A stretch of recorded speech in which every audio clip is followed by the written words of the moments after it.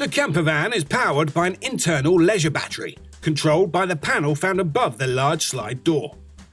The button in the top left turns the control panel on and off. The button below turns on the main strip lights in the rear of the vehicle.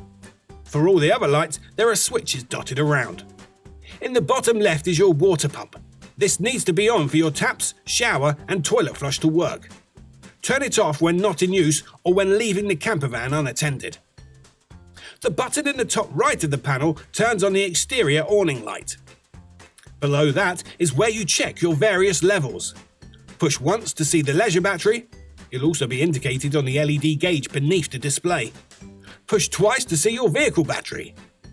A third time brings up your fresh and waste water levels. Once more to choose between the leisure and vehicle batteries, and the final time to adjust the clock on the display. The last button in the bottom right is the select button, used to select options or to change settings. Note that the leisure battery will not power the 3-pin plug sockets. In order for the 3-pin plug sockets to work, you'll need to be connected to mains power via electric hookup or a generator.